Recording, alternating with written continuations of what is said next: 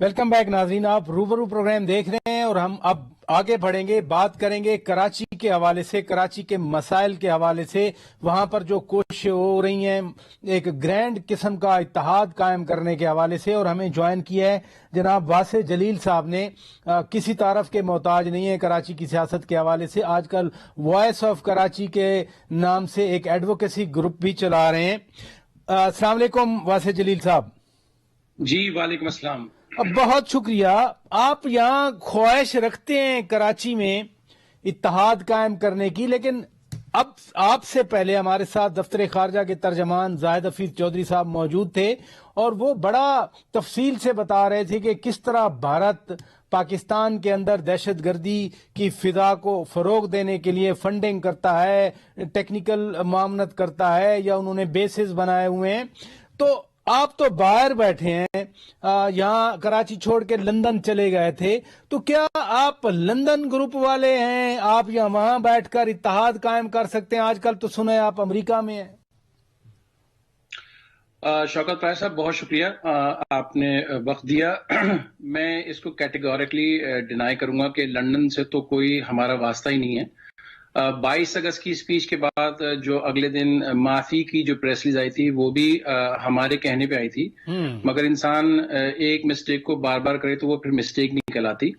और यकीनन और उस सूरत हाल के बाद जो बिल्कुल अगर अब आप देखते हैं कि सिंधु देश का भी वो नारा लग गया है कि सिंधु देश के हामी हैं, तो हमारा वाज़े तौर पे इस पे मौक़िफ़ जो है वो बिल्कुल नो में है। और मैं समझता हूँ कि पाकिस्तान की तरक्की की राह में सबसे बड़ी कोई रुकावट होगी तो वो सिंधु देश होगी, और वॉइस ऑफ कराची सबसे बड़ा प्लेटफॉर्म होगा जो सिंधु देश के मुखालिफ था, मुखालिफ है और मुखालिफ रहेगा। तो लंदन से तो सवाल ही पैदा नहीं होता कि कोई ताल्लुक है इस हवाले से। अच्छा, ये फरमाइए, तो आपने वादे कर दिया, बहुत सारे लोगों के ज़हनों में शकूक व शुबात थे, लेकिन एक न्यूयॉर्क में भी आपका कोई मुजाहरा था, उसकी परसेप्शन भी इधर ऐसे ही बनी थी कि जैसे आप किसी के इमाम पे ये मुजाहरा कर रहे हैं। नहीं शौकत भाई साहब, देखें, हमने मुजाहरा बेसिकली जो कराची में जो एट्रॉसिटीज हो रही थी, कराची में जो मुख्तलिफ अदवार में मावरा अदालत कत्ल हुए, कराची के साथ और जो शहरी सिंध है उसके साथ जो ज्यादती हुई हैं उसके खिलाफ थे। खुदा न खास्ता अगर किसी चीज पे सदाए एहतजाज बुलंद किया जाए तो वो मुल्क के खिलाफ नहीं होता, बल्कि उस ज्यादती जुल्मों के खिलाफ होता है जिसके हवाले से जो है वो सदाए एहतजाज बुलंद की जाती है। और मैं समझता हूँ कि ना हम पाकिस्तान के खिलाफ थे और हमने कोई बात पाकिस्तान के खिलाफ नहीं की थी।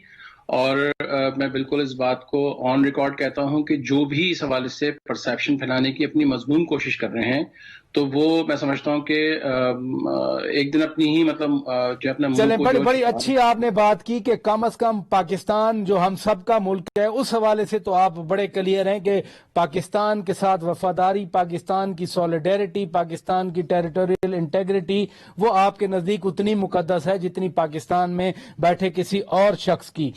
ये इत्तेहाद के हवाले से आप कोशिशें कर रहे हैं, तो इत्तेहाद में रुकावट क्या है फिर? देखिए, गुज़िश्ता दिनों chairman voice of Karachi Nadeem Mustafa साहब ने इस पे अपना मौक़िफ़ दिया था कि जिस तरह आपने देखा भी, क्या कहते हैं, जो एक ऑपोजिशन का भी एक अलायंस बना हुआ है पीडीएम के नाम से, तो जो शहरी सिंध के हवाले से जो मुख्तलिफ क़यादतें हैं वो मुख्तलिफ प्लेटफॉर्म पे जो है वो बिखरी हुई हैं, कोई एक यूनानिमस आवाज़ नहीं है बेसिकली।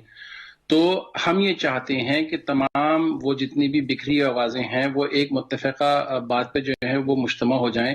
और वो चीज़ ये है कि जो शहरी सिंध के साथ जो जुल्म ज़्यादतियाँ गुज़िश्ता खासतौर पे 3 अगर हम पीपल्स पार्टी के दौर देखें तो उसमें जो है उसका इंफ्रास्ट्रक्चर मुकम्मल तौर पे तबाह हो गया है, बेरोज़गारी अपने उरूज पे है, तालीम जो है वो बिल्कुल फारिग हो चुकी है, तमाम चीज़ें हमारे सामने हैं। मतलब मुझे कोई उसके हवाले से अगर मैं कोई दलील दूंगा तो लोग अपनी आंखों से खुद चीज़ें देख रहे हैं कि इस वक्त सूरत हाल सिंध की, बिलखुसूस शहरी सिंध के हवाले से जो सूरत हाल है। तो नदीम मुस्तफा साहब ने जो बिल्कुल एक बात की वो बिल्कुल जस्टिफाइड है कि बल्कि अपने प्लेटफॉर्म पे भी रहें। कोई जरूरत नहीं है कि बहुत से लोग इस बात पे परेशान होते हैं कि हमारी पोजीशन क्या होगी। पोजीशन तो बहुत सानवी चीज है। मैं समझता हूँ कि पहले हमें एक प्लेटफॉर्म पे जो है जमा होना है और जमा होके अपनी नुमाइंदगी भी करते हैं। प्लेटफॉर्म पे कैसे जमा होंगे? मैं आपको छोटी सी एग्जांपल दूं, जाहिर है आप कराची से कंसर्न है, आपकी नजर से गुजरी होगी। मुस्तफा कमाल साहब ایم کیو ایم پاکستان کے سربراہ ڈاکٹر خالد مقبول صدیقی کی انٹیگریٹی پہ ڈائریکٹ انگلی اٹھا رہے ہیں. وہ تو کہتے ہیں کہ جی بھارت کے پاسپورٹ پہ ان کو سفر ایک دفعہ کرایا گیا.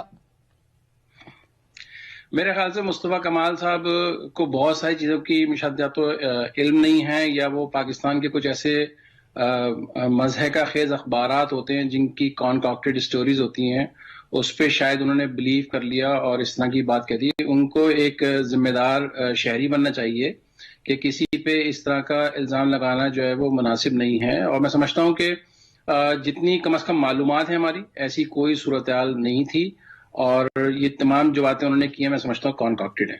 نہیں، آپ بھی اس دور میں ایم کیو ایم کے ساتھ ہی تھے. وہ کیا واقعہ کیا تھا ویسے؟ دیکھیں، جہاں تک مجھے اچھی طرح یاد ہے، خالد مقبول صاحب جو ہیں 1997 میں فیڈرل منسٹر تھے نواز شریف صاحب کی گورنمنٹ میں. ان کا ڈپلومیٹک پاسپورٹ تھا، اور اسی ڈپلومیٹک پاسپورٹ پہ انہوں نے آفیشیل انویٹیشن کے ساتھ اوپنلی ٹریول کیا تھا، کوئی خفیہ طور پہ نہیں کہتے. اور انہوں نے وہاں جا کے اس پروگرام میں شرکت کی، واپس آ رہے تھے. جب وہ واپس آئے ہیں تو ان کا ویزا جو ہے وہ ایکسپائر ہو گیا تھا، جس کی وجہ سے ان کو پرابلم ہوئی تھی یو ایس اے ایئرپورٹ کے اوپر.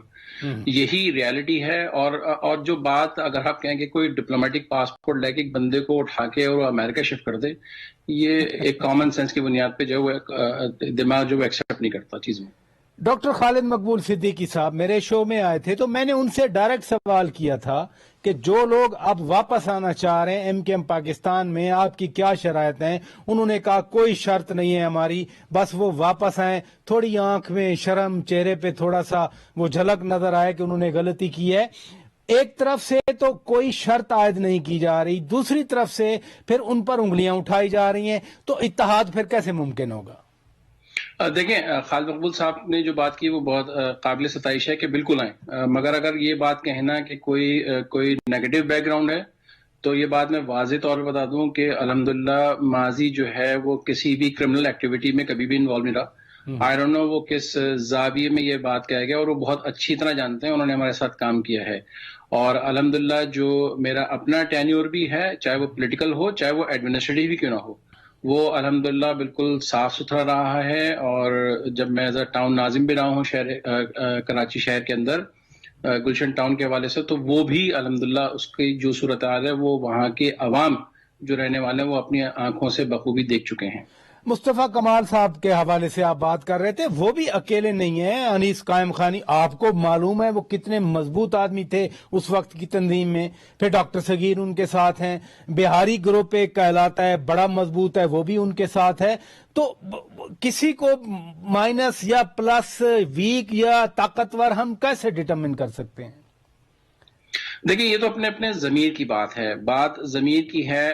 میں سمجھتا ہوں ندیم نصر صاحب نے جو بات کی ہے وہ اپنے بالکل ضمیر کے مطابق کی ہے، اور ہمیں اپنے اپنے ضمیر کے حساب سے جو ہے وہ فیصلہ کرنا ہوگا کہ جو کچھ ان کی آنکھوں کے سامنے ہو رہا ہے، جو پاکستان پیپلز پارٹی جو اس وقت جو خاص طور پہ شہری سندھ کو تباہ کرنے پہ جو تلی ہوئی ہے، وہ کسی سے ڈھکی چھپی نہیں ہے.